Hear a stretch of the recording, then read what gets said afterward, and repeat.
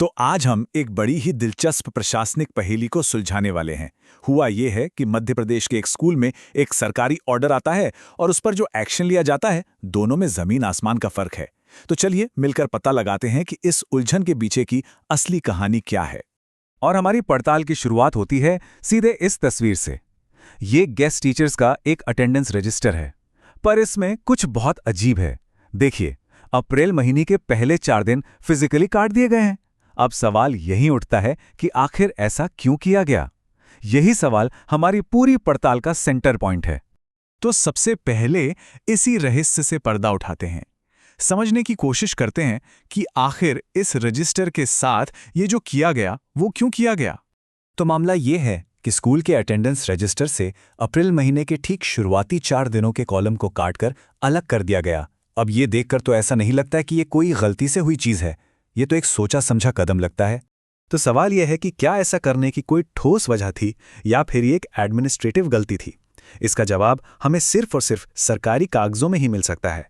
तो चलिए सबूतों पर एक नज़र डालते हैं। अब हम उस मेन डॉक्यूमेंट को देखने जा रहे हैं जो इस पूरे केस की गुत्थी सुलझा सकता है, और वो है ऑफिशियल गवर्नमेंट ऑर्डर।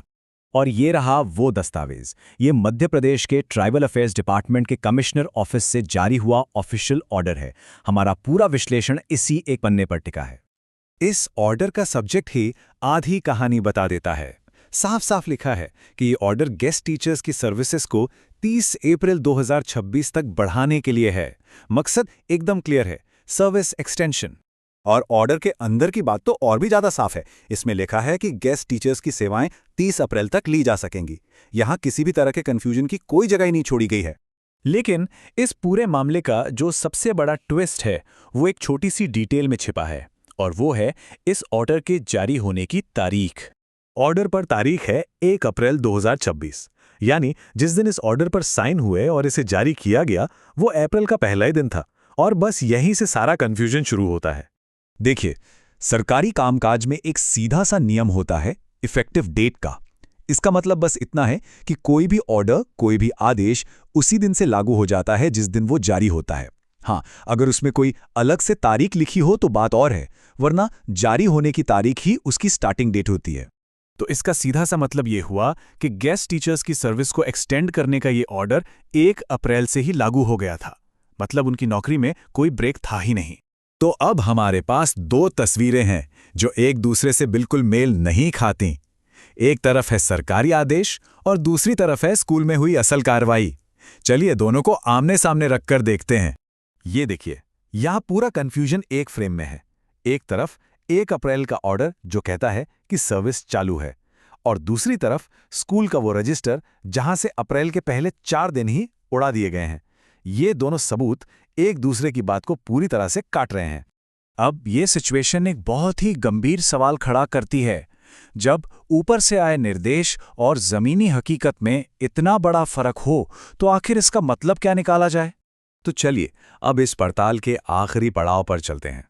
क्या प्रिंसिपल ने जो कदम उठाया वो जायज था? क्या यह कानूनी तौर पर सही था? अच्छा, ऐसा होने के पीछे कुछ वजह हो सकती हैं। हो सकता है ऑर्डर स्कूल तक देर से पहुंचा हो, या शायद इफेक्टिव डेट को लेकर कोई कंफ्यूजन हो गया हो, या ये भी हो सकता है कि लोकल एडमिनिस्ट्रेशन ने ऑर्डर का मतलब अपने हिसाब से निकाल लिया हो। लेकिन जब हम एक्शन और सबूत को साथ में रखते हैं तो तस्वीर एकदम साफ हो जाती है। एक्शन क्या था? 1 से 4 अप्रैल की अटेंडेंस काटना। और सबूत क्या है? 1 अप्रैल की डेट वाला सर्विस एक्सटेंशन का ऑर्डर। तो जो सबूत हमारे सामने हैं उसके हिसाब से तो ये एक्शन पहली नजर में ही गलत लगता है। तो इस पूरे विश्लेषण का निचोड़ ये है कि वजह चाहे कुछ भी रही हो, नियम ये कहता है कि जब एक लिखित और डेट वाला सरकारी दस्तावेज मौजूद है तो उसी को माना जाएगा। कमिश्नर ऑफिस से निकला हुआ ऑर्डर हमेशा किसी भी लोकल एक्शन या इंटरप्रिटेशन से ऊपर होता है। और आखिर में ये छोटा सा मामला हमें एक बहुत बड़े सवाल पर लाकर छोड़ देता है। ये घटना हमारे एडमिनिस्ट्रेटिव सिस्टम की किस बड़ी कमी की तरफ इशारा करती है? क्या ये कम्युनिकेशन गैप है, या फिर निर्देशों को समझने में गलती है, या कुछ और? ये सोचने वाली बात है।